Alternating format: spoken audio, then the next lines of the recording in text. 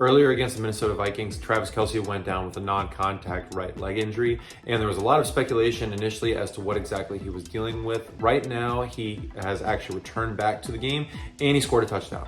When we look at the replay, it looks like that right foot and ankle go into that inversion position, and this is actually very risky and a common mechanism that we see in these lateral ankle sprains.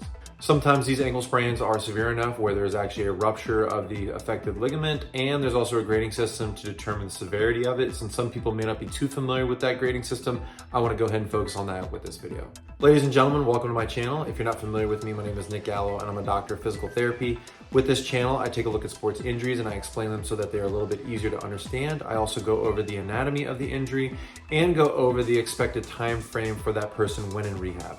If you like this content and you want to see more of it, please hit that thumbs up and subscribe to the channel because I will be making more videos in the future regarding sports injuries, rehabilitation, and other physical therapy related content. Also, if you have any comments or questions, please leave those in the comment section below.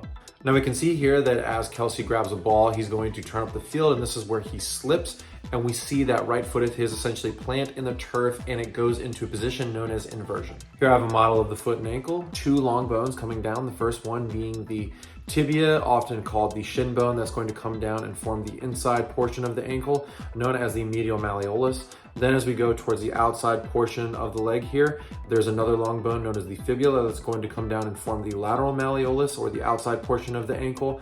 And as we look inside here, we have the talus bone, which is going to form the bottom portion of the ankle, and the articulation of all of these three bones together is what we refer to as being the ankle joint. Now there are a few key movements at the foot and ankle, and so the first one is known as dorsiflexion, where the foot is coming up like so.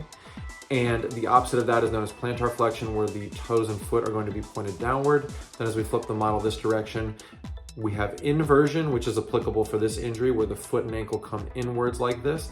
And finally, the opposite of that is eversion. Anytime a person is going into this inversion position, they are going to stress all of the structures that are located laterally or on the outside portion of the ankle. And there are three main ligaments that contribute to overall stability. The first one is the anterior talofibular ligament, or the ATFL for short. Right here on the model, the anterior talofibular ligament is anterior, meaning it's in the front portion. Talofibular, meaning it's going to attach the talus and the fibula. Then as we move towards the middle here, you have the calcaneofibular ligament. So this is going to be an attachment between the calcaneus and the fibula, just like so. And then as we go towards the back portion of the ankle here, we have the posterior talofibular ligament. Posterior meaning it's located on the back portion of the ankle.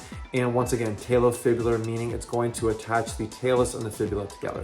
Anytime a person goes beyond their norm value of inversion like that, that is going to greatly stress one or several of these ligaments located on the outside portion of the ankle. When a person goes into this position as well, they're at risk for malleolar fractures, because as you see on the model here, as the foot comes in this way, you're getting a lot of compression of the medial malleolus, you're getting a lot of excessive stretching of the lateral malleolus. Now, once again, he did return to the game, so I imagine that he had some sort of an x-ray and it ruled these out, but that is important to say that the person is always at risk for something like this as well. Now, there is an on the field or in the clinic test that we can do to determine if a person is dealing with a lateral ankle sprain, and this is known as the Taylor tilt test. So basically what we're going to do is we're going to take the person's foot and we're going to take them through inversion, and we can bias one ligament at a time, actually, depending on the foot position. So if the person's foot is slightly plantar flexed and we take them through inversion and they're reporting pain in the ankle, this makes us think it's more of the ATFL. As the person's foot is in more of a neutral position and we go into inversion, that makes us think that we're dealing with more of a CFL sprain. And finally, if we dorsiflex a little bit and then we take that person through inversion, it could be the PTFL. So there is a quick test that we can do, but of course the gold standard to determine the actual severity is going to be the MRI. The grading system for ankle injuries are as follows. There is a grade 1, 2, and 3. In a grade 1, this is where we're getting stretching of the affected ligament. In a grade 2, this is where we're getting some partial tearing. And finally, in a grade 3, this is where we get a full rupture. The MRI will tell us the severity of the ankle injury, but the fact that he returned to the game with his foot taped makes me think he's dealing with a grade 1 and absolute most a grade 2, because anytime a person is dealing with a grade 3, once again, it's a full rupture. This is going to be a very unstable ankle, and it usually requires surgery. And a lot of times a grade 2 actually comes with ankle instability as well. So I think if there was any chance of him having any sort of ankle instability, he wouldn't have returned.